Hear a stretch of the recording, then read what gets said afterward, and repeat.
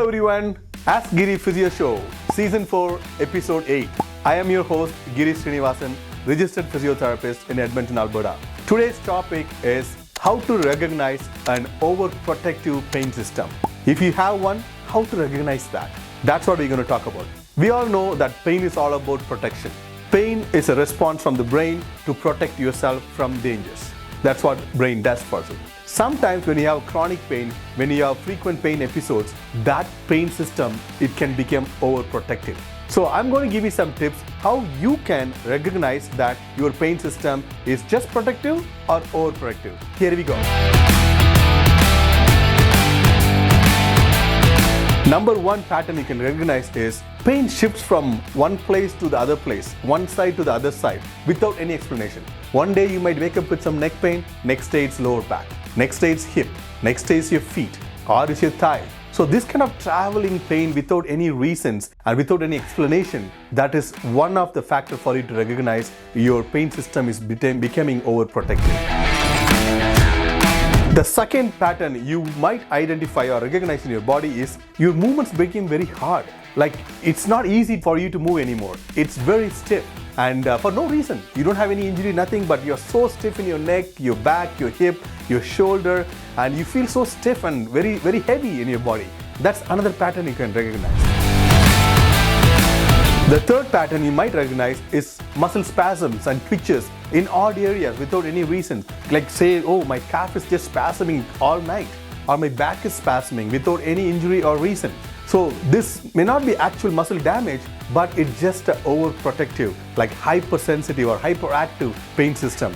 Little bit of a sympathetic overdrive, and you need to have a good balance between your sympathetic and parasympathetic system due to various factors, including lifestyle factors, stress, family stress, work stress, environmental stress. So many things can happen, or not sleeping properly, not having proper diet, or not having enough social life, and you're isolating yourself. Loneliness. Loneliness is the biggest epidemic in North America right now, right? So I'm planning to do a separate episode on that later. So all these things can cause this overprotective pain system, which can cause muscle spasms in different places without no acute injury or muscle damage. That's another pattern you can recognize.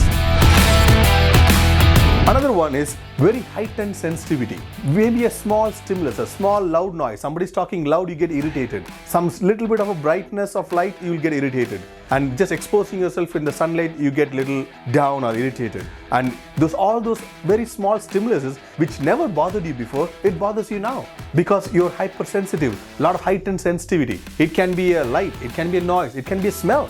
Somebody's eating something or cooking something that irritates you. So even a minor irritation from others, somebody's pulling your legs, somebody's cracking a joke, and you get really irritated on that. All these things is also a pattern you can recognize when you have a very, very heightened pain system.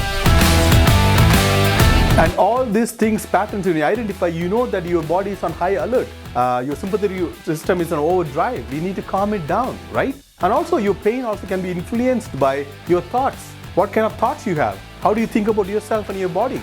Do you say to yourself that your body is a mess? Do you tell yourself that you have a worst leg or worst pain ever and you're going just declining, not getting it better? So this kind of thought process is very important. You cannot get better with negative thoughts in your mind. And emotions and also various life circumstances, they all matter. It's not about just the pain and the injury itself. This all can alter your pain. So when you have this overly protective pain system, or when you identify these factors, it does not mean, it's not indicative of any kind of weak personality or a fragile mind, right? It's not a mental disorder. Chronic pain is nothing but a survival mechanism that has not been turned off. It's staying on for a long time. You need proper pain neuroscience education, some proper coaching, health coaching, and proper activities and exercises, and a great social life and a good sleep to come over that, and a good medical team around you and a family support. That's all you need. Again, I'll repeat that again. Chronic pain is nothing but a survival mechanism that has not been turned off. And also remember always one thing, like, if somebody says I'm going to defeat pain, you can't actually simply you can defeat pain, because the system which is generating pain is an integral part of your identity, your being, right? We all need that, because to identify danger and to protect ourselves, we need that pain system. It's very important. It's an integral part of your wiring, right? You can't defeat pain, but you can learn how to formulate strategies to retrain yourself when you have an overprotective pain system, when you have chronic pain.